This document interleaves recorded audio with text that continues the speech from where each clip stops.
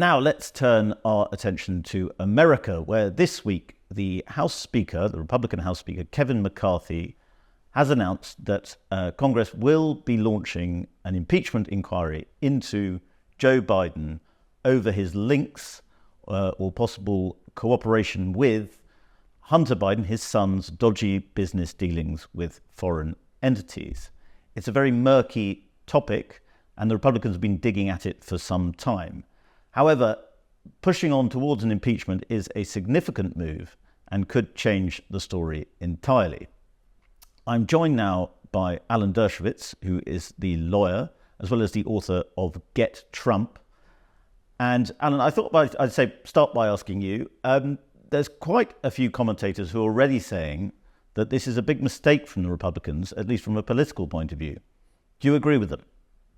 I think so. I think they're making the same mistake the Democrats made when they tried to impeach President Trump twice on grounds that were not acceptable in the Constitution. There's no basis in the Constitution for impeaching a president who has, quote, created a culture of corruption, which is what McCarthy said about him. He has to have committed treason, bribery, or other high crimes and misdemeanors.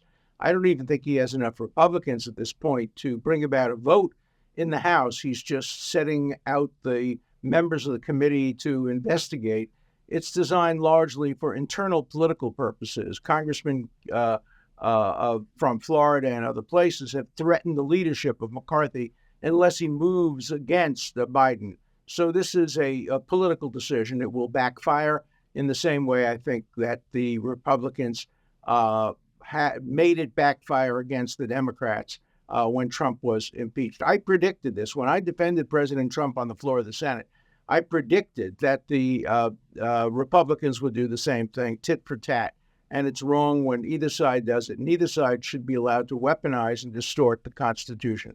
Well, I think we should talk about that next. But it struck me that the timing is quite bad for the Republicans, in that Joe Biden has just been on an international trip. He went to Hanoi and delivered a very embarrassing speech where he didn't seem to know where he was.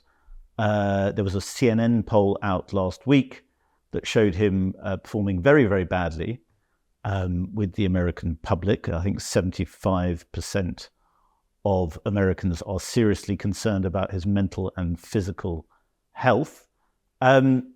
What the Republicans seem to have done, though, now is perhaps changed the narrative and flipped the script at precisely the time when the electoral calculus seemed to be settling in their favor.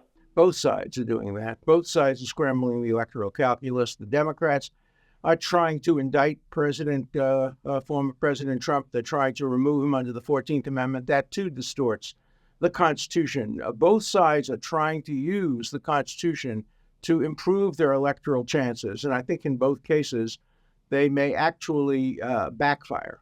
I think what you were getting at earlier, Alan, is this idea of impeachflation, that was meant to be an emergency mechanism in the US Constitution is now being cheapened since we've had, this is now the third impeachment inquiry in 4 years, and that it ties into exactly what worries Americans most about their politics, which is that it's completely dysfunctional and it's just two sides using legal mechanisms and all sorts of dirty tricks against each other, and that the political system is broken.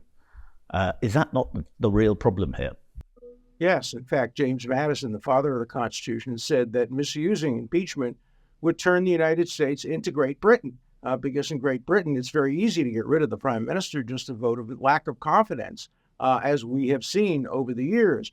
And the U.S. presidency was supposed to be stronger and more enduring than the prime ministership in any parliamentary country. And so Madison rejected the concept of impeaching a president for maladministration or for doing the kinds of things that the Republicans now claim that President Biden has been doing, and the Democrats claim that President Trump was doing. Great Britain's a great country, but we have a different method of ridding ourselves of the chief executive than Great Britain does. Lastly, Alan, I don't know if you've seen this slightly eccentric story about the Libertarian Party, which is actually America's third largest political party. and they've applied to put Joe Biden and Senate Minority Leader Mitch McConnell, who's 81, Biden is 80, under a conservatorship because they feel that the elites are too geriatric to be trusted with running America. It's obviously a bit of a stunt, but firstly, with your legal hat on, do you think it's actually feasible? No. We do have a geriatric. We have too many old people in too many high positions of power. We need more young people in politics, but the answer to that is not some kind of a mechanism for changing the election system. If you don't like who is your leader, vote against them. I'm going to vote against Donald Trump for the third time. Many people will vote against Biden for the second time. That's the method of removal in the United States. None of them have committed impeachable or removable offenses. Alan Dershowitz, author of Get Trump, thank you very much for joining us. Thank you.